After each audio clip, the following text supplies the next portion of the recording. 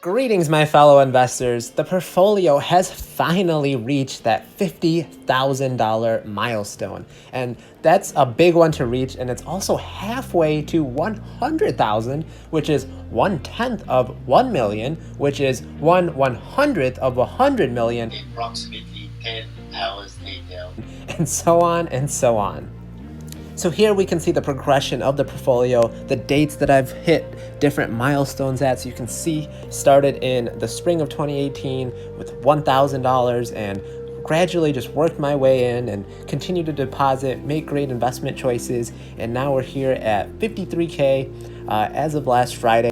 Seem to be hitting new 10K marks about every 3 months. So hopefully we can keep that going. At the end of 2019, it was only at $18,000. So I certainly did not expect to even hit this mark in 2020, let alone in the middle of October. That just shows how much compound interest and growing dividends and being frugal is really helping out and making my investment goals become a reality. Anyway, today I wanted to go over my very first options contract that I ever did, as well as go over the stocks that I bought equity into this past week.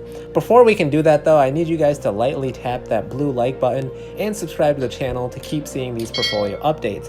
Also, since we hit a new 10K milestone, that means I'm going to be doing another Q&A video. So be sure to leave your questions in the comments below and I will answer them in my next video. So options is something I'm seeing more and more popular here on YouTube. It's certainly not the easiest concept to understand at first. I definitely would not do this if I was a beginner until I completely understood all that was at risk by doing this. So don't feel discouraged if you don't fully understand this. There's definitely many videos and guides that you can watch and read and to understand basically all about options. But it is something I can see as a form of passive income and opportunities to buy great companies at prices that you want. Now, how is this possible? Well, the way I'm making it possible is by selling put options, which allows me to potentially buy a company at a future date with a more favorable price than it is right now. So let's take a look into the one that I did. So I bought a put option on the company Intel. You can see here that it expires on November the 6th and it has a $44 strike price.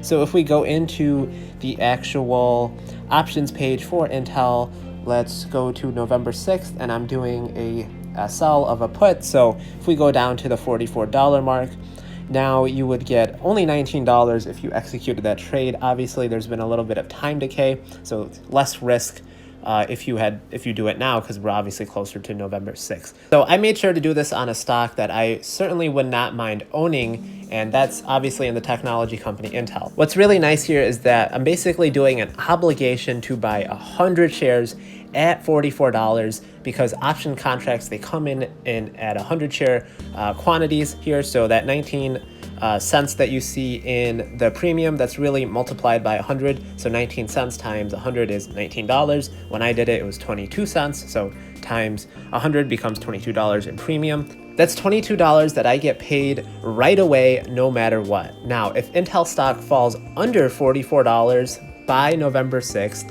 I'll most likely be required to buy them, which is why I had to temporarily give $4,400 as collateral. They don't just take your word that you just have $4,400 when the time comes.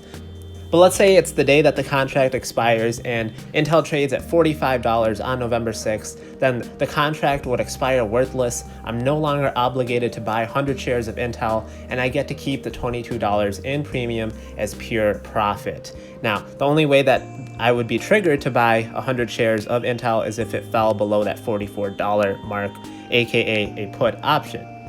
So it really is a win-win for both sides. I get to potentially buy a company that I wouldn't mind owning at a lower price in the future, and the person on the other side gets some insurance in case their stock plummets, and they basically are paying a premium, which I happily get to take. Again, I would only do this on a company that I am more than comfortable owning in case the option gets executed. Let's say I did have to buy 100 shares of Intel.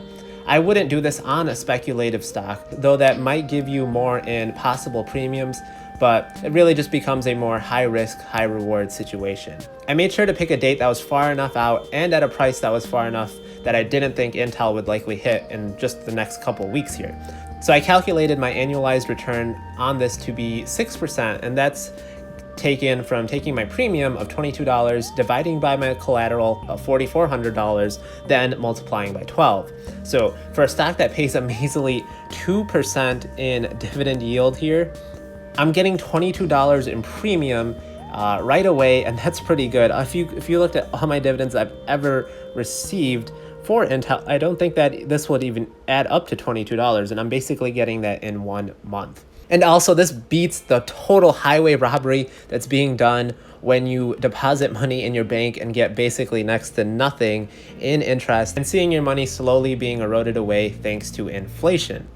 So I figured I might as well have my money working for me. So what would happen if I did have to execute on that obligation and now I own 100 shares of Intel at $44? No problem, I'll just simply hold on to those shares and then do a covered call at a price higher than my average cost. I get to collect more premium, and then doing the strategy, it would be really hard to lose money. And though this isn't free money, there's no such thing as free money. There's always gonna be a little bit of risk. Just be smart, and with anything, don't get too greedy. This was my first ever options trade, and the goal here for me was just to learn. It wasn't about making absurd amounts of money or trying to make the most efficient trade. It was just to go out there and do something that I've been looking at for so long. Sometimes you just do so much analysis and research, but I think sometimes you just gotta go out there and do it, because life and experience, that's usually the best teacher.